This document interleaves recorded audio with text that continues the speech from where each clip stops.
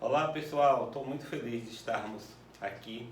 Agora é um momento assim, dentro do meu playlist do canal do YouTube, eu tenho lá uma área de desenvolvimento pessoal e profissional. Aí eu tomei algumas decisões que eu achei que vai ser pertinente. Nesse momento agora, eu quero falar de ética.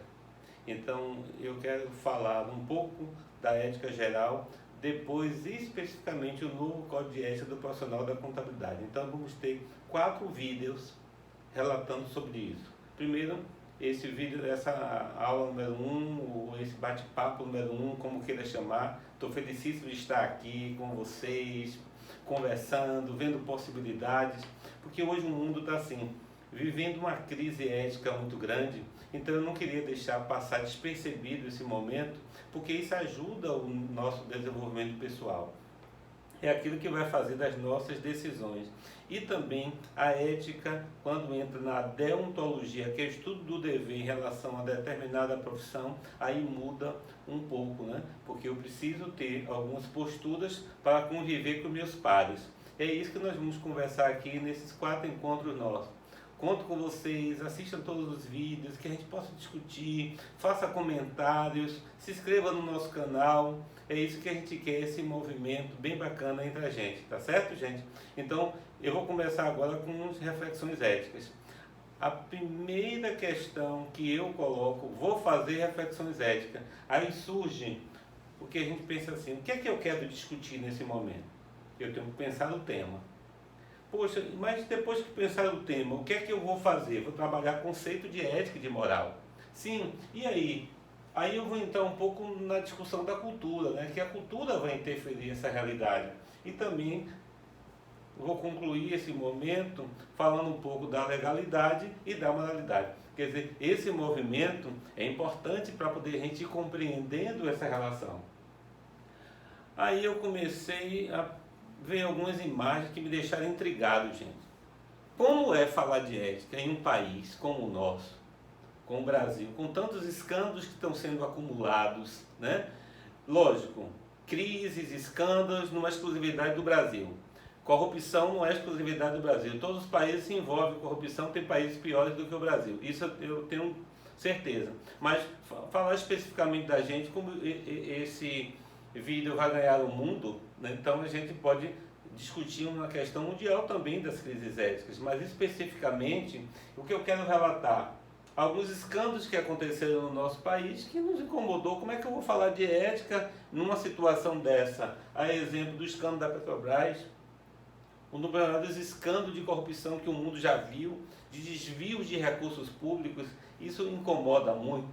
Outra questão, como é que eu guardo 51 milhões no meu apartamento em espécie, caixas de dinheiro? Gente, uma verdadeira vergonha. Então, falar de ética do caso de Gedel, a mídia esconde o Brasil, mas não consegue conter a força da internet, porque hoje as informações são mais rápidas. Olha uma frase que eu vi numa manifestação dizendo assim: um povo que elege corrupto não é vítima, é cúmplice.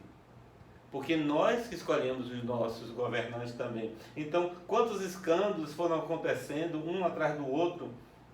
Aqui está dizendo assim: o Instituto Gilmar Mendes recebeu 2,1 milhões da JBS, da Friboi. Então, muitas notícias, muitas questões que nos deixam indignados. Se eu fosse buscar agora recente, todo dia tem escândalo. Nós estamos vivendo aí, estamos em 2020, vivendo a pandemia, escândalo também dos recursos na calamidade, desvios de dinheiro na compra de máscara. Então é tanta coisa que nos deixa assim assustados. Parafraseando o Rui Barbosa, traduzindo um pouco o que ele quis dizer, ele disse assim: por se multiplicar a corrupção, a desonestidade, né? Os homens iam ter vergonha de ser honestos. Aí eu pergunto, gente, será que nós chegamos a esse estágio? Nós estamos com vergonha de ser honestos? Então é uma complicação muito grande. Então, aí eu quero trazer um pouco de reflexão, dizendo assim: como é que eu posso, numa relação dessa, definir o que é certo e o que é errado? Como é que eu posso definir o que é justo e o que é injusto, né? Porque a gente começa a dialogar. O que é certo para mim pode não ser certo para você, o que é errado para mim pode não ser para você, o que é justo para mim pode ser para você injusto, o que é moral e imoral. Então a gente começa a criar algumas relações de valores diferentes de sentimentos que a gente vai construindo. Essa construção desse valor moral que defende dos nossos atos, gente, ela vai se perpassando, como vocês estão vendo aí nos slides, ela perpassa de forma natural, desde que nós nascemos, do nosso convívio, do nosso ambiente, o senso comum que todo mundo vai dizendo, aí eu começo a ser todo mundo. Tenha muito cuidado com essas coisas, porque você não é todo mundo. Porque todo mundo está fazendo, eu vou fazer também. Não necessariamente, você tem que ter a busca aí da sua consciência. Uma coisa que ajuda muito quando eu falo igreja, são princípios religiosos que ela baliza alguns parâmetros, dizendo a você fazer ou não fazer, está certo ou não está certo. Quer dizer, balizar isso é importante nas nossas relações. Eu preciso ter esse cuidado também. Quer dizer, são olhares que precisam ser levados em consideração na hora de eu tomar uma determinada decisão. É importante eu ter esse cuidado. Quer ver outra coisa? A família. Família é alicerce, família é base. Então, se eu trabalho na família tendo esse cuidado, os meus padrões que vão sendo construídos vão sendo solidificados a depender dos valores. Por exemplo, eu digo que a educação é uma por imitação. Não adianta o pai dizer ao filho, filho, não minta. O telefone toca, diga aí que eu não estou. Não adiantou. Ele falou, mas a ação dele foi o contrário. Então, por essas questões que a gente tem que ter esse olhar, esse cuidado, para a gente construir algo melhor entre nós. Uma coisa que ele leva em consideração é a gente começa a fazer algumas perguntas que eu digo assim, são perguntas existenciais. O que é que leva esse indivíduo a tomar determinadas decisões, a fazer determinadas posturas na sua relação ética? Então eu digo assim, esse indivíduo, que posso saber? Aí eu vou buscar na metafísica uma resposta. O que é que eu posso fazer? São incógnitas. Fazer ou não fazer? Ser ou não ser? Eis a questão. Penso, logo existo. Aí eu digo assim, penso, logo me engano. Porque há a possibilidade de você se enganar nas coisas e você entender erro como construção. O que devo fazer? A moral vai dizer a você assim, isso é moral perante o outro? Porque a moral é coletiva. Já estou dando a dica. A ética é individual. A moral são os costumes construídos entre nós. Então ela se dá de forma coletiva. Então, de forma coletiva, faço ou não faço? Por exemplo, na sociedade que estamos, era muito estranho eu aparecer, por exemplo, no vídeo, primeiro ia ficar estranho mesmo, né? Eu aparecer no vídeo sem roupa. Mas na nossa sociedade ninguém anda na rua sem roupa. Mas com os índios isso é natural, né? Então são coisas diferentes. Então, a depender dos seus valores morais, você vai tomando uma ou outra decisão de determinadas coisas. O que posso esperar? Aí você vai discutir as relações com a religião. O que posso esperar? Aí envolve suas crenças.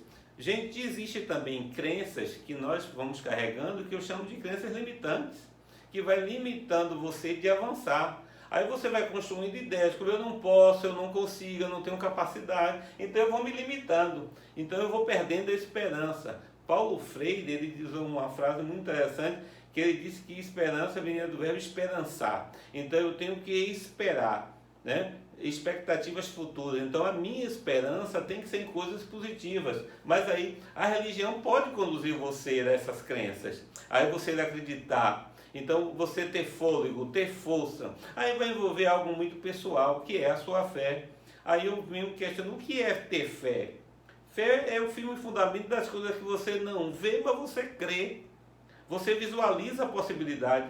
Isso é potencial construído, entende? Então a gente pode ir desenvolvendo essas questões que vêm ajudar muito esses indivíduos. O que é o homem? Aí a antropologia vai buscar a resposta a todas as outras. Quem é este homem inserido nesse contexto, no seu ambiente, no seu traço de personalidade, do seu temperamento, como foi o contexto da vida, as circunstâncias que levaram. Às vezes eu vejo adultos tão agressivos, né? tanta mal educação assim na relação com o outro, a gente pergunta assim, mas por que fulano está agindo assim? Quando você vai estudar o passado, foi a vida que teve, as sequelas que ficaram. Todos nós podemos ficar com algumas sequelas, né? Você que está aí nos ouvindo, pode ter suas marcas também do seu passado, que lhe incomoda, que causa mal-estar para você, mas você vai ter que ir aprendendo a conviver. Eu sei que é mais difícil quando chega na fase adulta, para você tomar determinadas decisões. E essas decisões vem a resposta na antropologia, entender quem é este homem, inserido em determinado contexto e como foi a trajetória, que nós somos um sujeito histórico. O que é que eu estou fazendo aqui? Contando a minha história, tendo a oportunidade de deixar aqui registrado, através de um vídeo, aquilo que eu fui aprendendo no percurso da minha vida e poder compartilhar com vocês essas ideias. Eu ensino ética já há muitos anos, comecei a ensinar ética na Universidade Estadual de Feira de Santana. Quando eu trabalhei lá, tive a oportunidade de trabalhar na Universidade do Estado de Feira de Santana, então eu comecei a discutir com os alunos nos cursos de contabilidade o que é ter postura ética. Então, ser reconhecido perante o outro pela sua forma de ver e enxergar as coisas. Aí a gente começa a ter algumas questões, gente, relacionado a que a gente vai chamar a moral e a ética. O maior problema no atual contexto sociopolítico e econômico, como eu vou lidar com essas questões sociais? Como eu vou lidar com as questões políticas? Você veja que a gente começa a criar estereótipos sociais, tipo assim, todo político é corrupto. Eu não posso levar essa premissa, eu não posso dizer que todos são. Só que a própria mídia, ela leva mais o negativo. Então, quando vê algo, ou por os outros interesses, quando ele vê algo que foi negativo, ele bota. Quando algo positivo, pouco publica. Por quê? A imagem negativa vende mais rápido. As pessoas têm mais interesse de saber do ruim do que o bom. Então, isso a gente precisa melhorar, aí vem a cultura. A gente precisa melhorar essas questões da nossa cultura, a gente valorizar aquilo que é positivo. Nós estamos vivendo aí, estamos em 2020 numa pandemia, talvez a imagem mais positiva seria as pessoas todas que conseguiram se recuperar do Covid-19. A imagem que mostra é das pessoas que quantos morreram e mostra os túmulos, caixões e tal, porque as pessoas querem ver. Então isso precisa ser repensado. Então são questões de cenários sociais, políticos, econômicos, que nós estamos inseridos. Ninguém está à parte dele. Aí vem a perda dos nossos valores.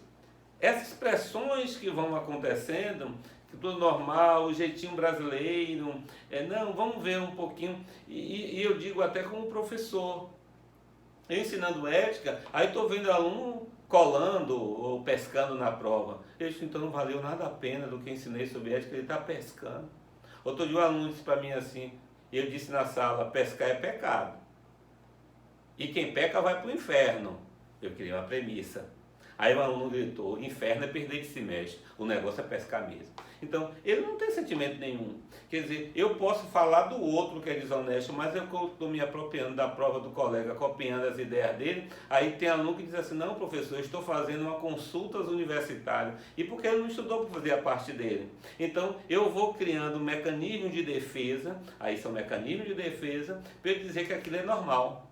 Então perceba que eu vou perdendo então a noção do que é ser honesto, a honestidade vai se perdendo, a sabedoria, eu tenho que ser sábio, às vezes eu tenho conhecimento, mas não tenho sabedoria, porque existe um segredo para ter sabedoria, é o conhecimento de Deus. Quanto mais você se aproxima de Deus, aí é uma questão pessoal, não estou falando de religião. Quanto mais você se aproxima de Deus, mais sabedoria você tem a possibilidade de fazer. Então são essas relações que são importantes para ser levados em consideração. Então, isso é fundamental nessa relação. A sensibilidade, a gente tem que ser sensíveis às coisas que estão acontecendo conosco. A sensibilidade, ela é importante. Outra coisa, a semelhança e a alteridade. Então, eu preciso estar levando em consideração fatos que nos ajudam a compreender essa relação. Aí entra, gente, uma mudança constante na gente, que é a cultura. Olha essa imagem, né? Cultura diferente, comportamento diferente, como é que o homem se vê, porque são significados que vão dando sentido ao mundo. Nós vamos dar sentido ao mundo com aquilo que nós fomos aprendendo no percurso da nossa existência. Aí vem as nossas crenças, os nossos valores, a forma de fazer alguma coisa, os nossos costumes, as leis, a língua. Língua é a identidade do povo. Então, nesse sentido, podemos chegar à conclusão de que é impossível que o indivíduo não tenha cultura. Todos nós temos cultura. Então, esse legado, nós vamos trazendo. Então, quando você chega à fase adulta, aí você num ambiente está discutindo sobre ética, nessa fase adulta você já tem a sua bagagem. Aquilo que você aprendeu na família, aquilo que você aprendeu no ambiente, se participou de grupos religiosos que você aprendeu, esses movimentos sociais, então são isso que é construído. Isso você vai levar, está com você, entende? Então, na hora de tomar uma decisão ética, isso você vai trazer no seu percurso. Isso é importante. Então, a gente começa a perceber assim, o que é ético, o que é moral. Eu sempre tenho discutido que talvez no nossos códigos de ética poderia ser chamado código de moral. Porque a moral é coletiva, são as condutas desses indivíduos, né? É por isso que eu escrevi um livro de ética e um dos títulos que eu dei foi Deontologia da Profissão Contábil. Deontologia é a ética do dever. É o dever de fazer, o que é que eu posso ou não fazer. Existe um código, existe um padrão pré-estabelecido. Então, o que é ética? A gente que é um ramo da filosofia que vai trabalhar em relação ao que eu tenho com os meus valores, com as questões que eu faço na relação com o outro de forma individual. E o que é a moral? A moral é coletiva, é aquilo que você vai construindo no seu percurso existencial, lá do latim de moralis. Então, é essa construção que eu preciso ter com clareza aquilo que eu quero e aonde eu pretendo chegar. Então percebo algumas reflexões, eu digo assim, moral é o sistema regulador da vida coletiva, por meio de modos, isto é, dos costumes. Por que é vida coletiva? Porque a moral é um conjunto e dos valores de uma sociedade numa época determinada. Porque esses valores também podem ser modificados. Nós estamos vivendo um momento de mudanças radicais. Algumas coisas... Nós tínhamos uma construção de padrão de família, hoje a sociedade vai construindo outros valores, até que nos chocam, diferente daquilo que a gente acredita. E às vezes você não pode nem expressar o que você pensa, você tem que seguir o que o outro quer que você siga. E dizer, eu só me preocupo assim, eu tenho que respeitar o espaço do outro, mas eu tenho o direito de ter a minha opinião contra ou a favor de determinadas coisas. E parece que a nossa sociedade vai caminhando e diz assim, você não pode ser contra determinadas coisas, porque senão você está sendo isso ou aquilo. Então perceba como a gente vai construindo valores diferentes desse percurso. A moralidade é uma totalidade formada. Esses costumes da moralidade, quem forma? A família, a religião, a arte, as técnicas, a ciência, as relações de trabalho, as organizações políticas. Quer dizer, esse conjunto, os movimentos sociais, esse conjunto de coisas vai balizando você a tomar uma decisão ou não. Por exemplo, por que mentir é imoral? Tem gente que usa até o termo que existe a mentira de defesa. Será que existe mentira de defesa, né? Eu estou mentindo para me defender? Estranho, né? No mínimo estranho é. Mas eu vou construindo determinados valores das coisas. Por que o mentiroso transgride as máximas morais? Por que o mentiroso transgride? Porque na moral você deve falar a verdade, independente de qualquer coisa. E o mentiroso vai transgredir. Será que isso é moral? Então são essas coisas que a gente começa a discutir. Já a ética, que vem do grego, então, ethos, que tem o mesmo significado de costume, né? Parece que tem hora que se confunde ética e moral. A ética ou filosofia moral é a parte da filosofia, a gente pode dizer que é um ramo, como eu disse antes, que se ocupa com as reflexões a respeito das noções de princípios que fundamentam a vida moral. Mas a ética, ela é individual. É você... Outro dia uma pessoa disse assim, professor... Como é que eu vou tomar uma decisão de não fraudar, por exemplo, um balanço? Eu disse, é a sua consciência. É você que vai dizer, faço ou não faço? Está certo ou está errado? Ah, mas todo mundo faz.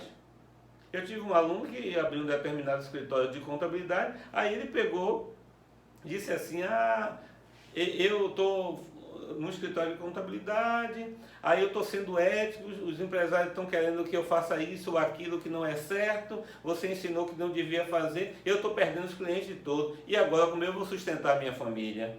E, gente, é a sua consciência. Imagine para dar uma resposta a ele.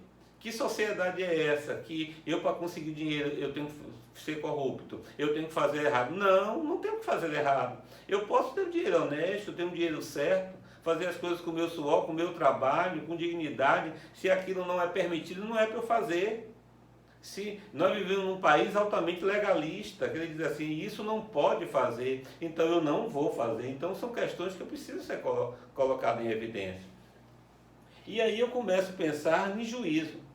O que é um juízo, por exemplo, de fato e juízo de valor? Nós vivemos numa sociedade onde está enraizado na nossa cultura fazer julgamentos. Eu ainda digo mais, eu faço julgamento e dou sentença ao outro. Eu julgo o outro e dou a sentença. Às vezes sentença até de morte, né? Sentença duras. Um juízo de fato, eu digo assim, está chovendo. Estaremos enunciando um acontecimento constatado, está ali, por nós, e o juízo proferido é um juízo de fato. De fato, isso está acontecendo. Perfeito? Isso é de fato. Mas eu posso ter um juízo de valor, que eu faço um julgamento. Quantas vezes nós temos que suprimir julgamento, suspender julgamento, para olhar para o outro? Porque às vezes eu já vou com o outro com inferência, já vou julgando. Então, quando eu faço a supressão de julgamento, ajuda até a melhorar as minhas relações. Eu não tenho que julgar o outro por uma determinada atitude. Às vezes eu estou sendo muito precipitado. Uma atitude, uma única atitude não vai revelar quem é esse outro. E o juízo de valor, o que é que ele faz? Avalia as coisas, avalia as pessoas, as ações, as experiências, os acontecimentos, os sentimentos, o estado de espírito. Então isso é importante, a intenção, as decisões, como bons ou maus, desejáveis ou indesejáveis. Então eu vou fazendo essa relação. Então esse cuidado eu preciso ter na hora que eu estou fazendo juízo de valor. Cuidado com a forma como eu estou julgando. Quem sou eu para dizer que aquilo é desejável ou indesejável para o outro? Que ele deve ou não deve fazer? Você deve viver um pouco mais a sua vida do que a do outro. Tem gente que se preocupa tanto com a vida do outro que esquece da sua. Então você tem que se pautar na sua. Então discutir questões éticas envolve essas coisas que eu estou aqui dialogando com vocês. E aí, para fechar o bloco deste vídeo, eu trago duas questões, né, para poder a gente, no próximo, falar já do código de ética do profissional da contabilidade. O que é legal e o que é moral. Tem determinadas coisas que é legal, porque legal está onde? Na lei, alicerçada na lei. A lei é objetiva, é o que está ali, é para ser assim, a lei é objetiva. Agora, avisa a ordem social, então a lei, em tese, ela vai visar essa relação. E ela é coercitiva, é na força, tem que cumprir a lei. Então, vim fazer cumprir a lei. Já a moral, ela é alicerçada nos seus valores, naquilo que você construiu do que eu coloquei para você, dos seus costumes, para você ter o seu comportamento moral, a sua relação com esse outro.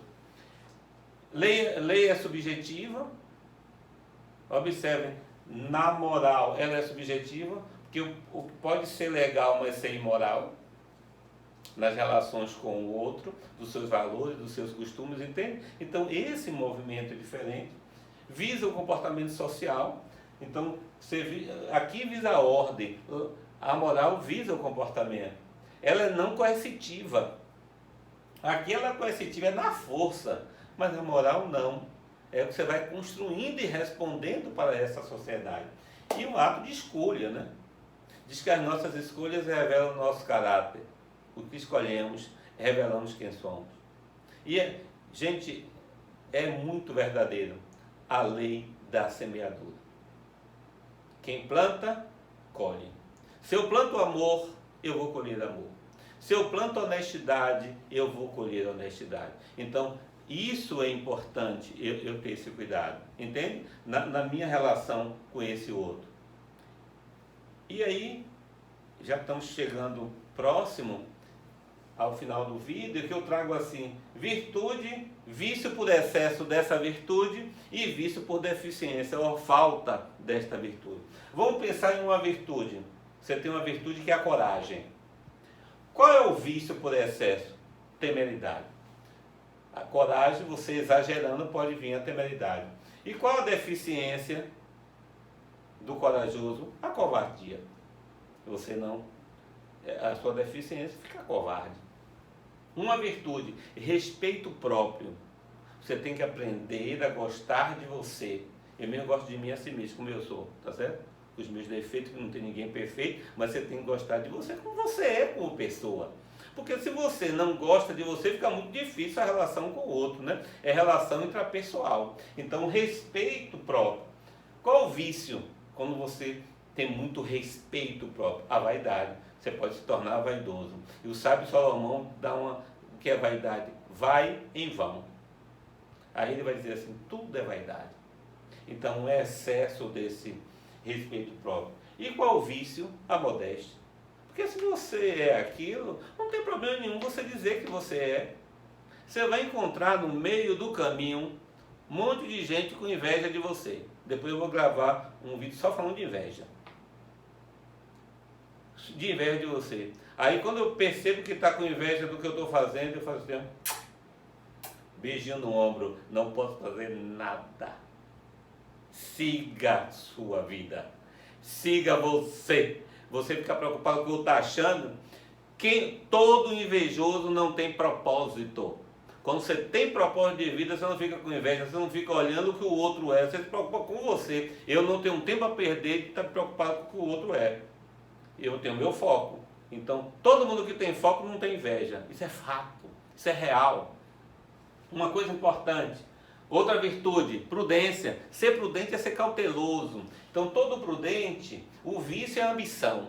Não tem nada quando você não prejudica alguém ser ambicioso, desejar aquilo lá na frente, ok? Mas em excesso já prejudica. E qual a sua deficiência do prudente? Moleza.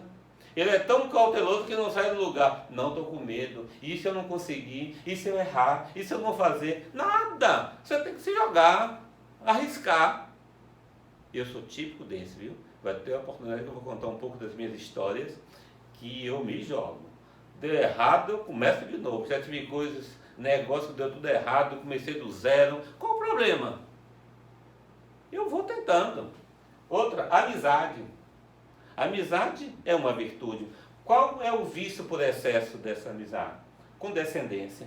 Ser muito condescendente com as coisas, ter cuidado, tem que ter limite. Qual o vício? O enfado. Estou cansado já, está me explorando. Aí começa, né? E outra virtude é a temperança. De tempero, né? Quando eu falo de temperança, pense logo no comportamento, que é um tempero. Todos nós temos o nosso tempero, né? Nossa forma de ser. Qual o vício por excesso? Libertinagem. Aí, liberar demais. E a deficiência? Insensibilidade. Passa a ser insensível. Não, eu sou assim. Não, o outro não tem que também só ser você é assim, você quer que o outro seja só dessa forma. Então, gente, é aí que a gente está. Gostaria de concluir este vídeo dizendo a vocês, aqui estão meus contatos, fiquei muito feliz, espero que vocês tenham gostado, né, dessa aula, né, na verdade o professor ministro é aula mesmo, né, é um bate-papo, sei lá o nome que vocês queiram chamar, mas me sigam, eu estou lá no Facebook, no Instagram, eu preciso de seguidores no Instagram, né, aí o Prof. ACR, no YouTube, aí estão os meus contatos, muito bom, e até a próxima. O próximo agora eu vou falar do Código de Ética do Profissional Contábil. Valeu!